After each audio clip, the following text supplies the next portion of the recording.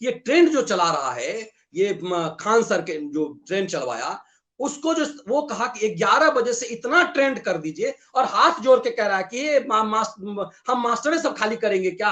आप बच्चों से करवाइए, पेरेंट्स को कराइए, ताकि पूरे देश में ये इश्यू बना सके कि बात तो सही है, ये रोजगार तो दे नहीं रहा है, ताकि आप इस देश को इस ढंग से फिर से खंडित कर सकें।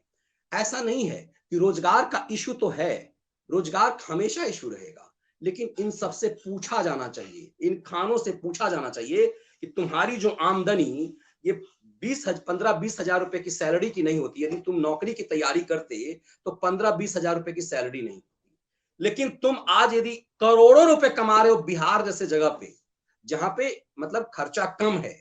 आप नेशनल कैपिटल दिल्ली की अपेक्षा यदि पटना को देखेंगे तो खर्चे कम है।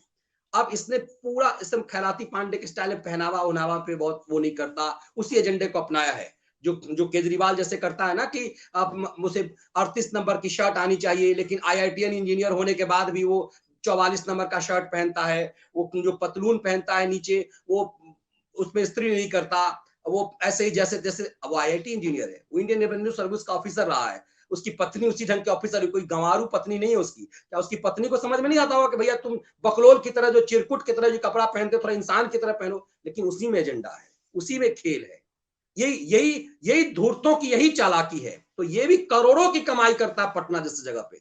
मैंने कई यूट्यूब्स देखे हैं जिसमें जो आंकड़े निकाल करके उसने बताने की कोशिश की कितना कमाता होगा। मैंने आपको बताया कि उसमें ये बताया कि सिर्फ सिर्फ यूट्यूब से मोर देन 15 लाख 15 लाख की कमाई सिर्फ यूट्यूब से, अपने यूट्यूब चैनल खान सर से। उसके बाद उसने अनुमान लगाया कि 2 करोड़ से ऊपर की कमाई अपने ऐप के माध्यम से, क्योंकि इतना ज्यादा चलता है वो। फिर क्लासरूम से अलग, और फिर अलग अलग चीजें होंगी। अब इसके नाम से कई लोग कमा रहे हैं, ये अच्छी बात है। इसके वीडियोस को बेच बेच करके कई लोग कमा रहे हैं। ये इतना ही नहीं, तो ये चीजें जो हैं, क्या ये रोजगार नहीं है?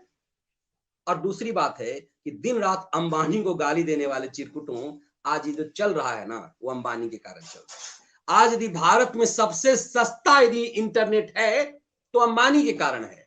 तो सिर्फ दिन रात ये मानसिकता जो लेफ्टों का है उसे समझने का है। मेरा उद्देश्य सिर्फ ये था, ये चीजें समझ में आ गई, और यदि यदि इस्तेमाल हो रहा है ठीक है, कुछ ना कुछ तो फायदा होगा, सोच रहा होगा। लेकिन इस खान सर को आप एक यदि अच्छे कॉज में काम कर रहे हो तो उस एजेंडे का शिकार ना हो। यदि ये मेरी सलाह होगी, लेकिन सब आप अपने अपने फायदे होंगे, खुद समझदार है वो। और यदि इतना इस लेवल तक इस चीजों को ले आया हुआ है तो साफ समझ में आता है। लेकिन कहते हैं ना कि मेरे बहुत सारे क्लोज फ्रेंड ने कहा कि वो कमाल है, कलाम है। मैंने उस दिन भी, मेरे एक बचपन के मित्र हैं जो दिल्ली में ही हैं, उसने मुझे एक दिन कहा कि भाई ये कलाम की तरह है। हमने कहा यार कहाँ किससे क्या तुलना कर रहे हो, ये अपने एजेंडे पे कुछ दिन बाद दिख जाएगा। तो इसके कई वीडियोज में है उसका एजेंडा दिखता है, इस वीडियो में भी दिखा, आगे दिखेगा। कहते हैं ना कि गिरगिट बहुत दिनों तक आप अपने रंग नहीं छुपा सकते हैं। मैं इसीलिए आया आपको इस विश्लेषण को देने के लिए कि इस चीज को समझिए आप कि कैसे एजेंडा चलता है। 11 बजे से इन सबको ट्रेंड कराना है, मोदी रोजगार दो, है ना, मोदी जॉब दो। इन सबसे पूछा जाना चाहिए चिरकुटों, कितना कितना माल चाहिए, अब कितना कमाओगे अब? और ये जो मिल रहा है क्या जॉब का मतलब से, इस देश की सोच को मोदी बदल रहा है। मोदी इस देश की सोच को बदल रहा है कि सिर्फ सरकारी क्लर्क होना। मैं एक चीज बता रहा हूं, छोटा सा आइडिया दे रहा हूं। कल मैं एक बैंक गया था, एक निजी बैंक, और वहां मुझे कुछ काम था, किसी टॉप, चूंकि आधार कार्ड का काम करवाना था, वहीं उसी बैंक में होता है। अब वहां जब मैं काम कराने गया, वहां जो काम आमतौर पे आप देखेंगे प्राइवेट बैंक, और वही आप चले जाइए सरकारी bank, SBI, bank of India, इस तरह के बैंकों में आप जाइए, आपको फर्क नजर आएगा। आपको ऐसा लगेगा, वो कह देंगे अच्छा आपको अकाउंट खुलवाना है, अच्छा ये ऐप ले लीजिए घर पे कर लिया, अरे इतना टाइम नहीं है भाई। और अभी कहाँ है? अरे तो मैनेजर साहब वो गए हैं, मीटिंग में गए हैं। और क्लर्क कहाँ है? तो पता चला कि वो लंच कर रहे हैं। तो लंच 3-3 घंटे का लंच होगा। तो ये जो मानसिकता है, इस मानसिकता का जाना जरूरी है, इस मानसिकता का खत्म होना जरूरी है। ये जो खानों के एजेंडा जो आपको जो एक क्लर्क बनाने की तैयारी करवा रहा है, उससे बाहर निकलना पड़ेगा। ये क्या सिर्फ किस चीज के लिए ये कमाई कर रहा है अपनी? सिर्फ इसलिए कि आपको क्लर्क बनाने के लिए नशा डाल रहा है आपके अंदर। यदि आप उसको नॉलेज के रूप में पढ़ रहे हैं तो एक पूरी पीढ़ी को क्लर्क बनाने का जो नशा डाला जा रहा है, उसके अलावा कुछ नहीं। देखिए सिविल सर्विस की आप तैयारी करते हैं, उसके बाद किसी लायक नहीं रह जाते हैं। यदि सेलेक्ट नहीं हुए तो आप किसी लायक नहीं हो जाते, उसके बाद सड़क पे आपसे बेहतर आपके क्लास में 5वीं पास रहता है। तो ये जो नशा बेचा जा रहा है सरकारी नौकरी का, मुझे लगता है कि इस नशा से पेरेंट्स को निकलना चाहिए। इस देश में अब वो शक्ति किसी भी देश में नहीं है कि सरकार आपकी जिम्मेदारी ले। और खैराती क्या करें, अरे पेंशन बंद हो गया, काहे का भाई, क्यों?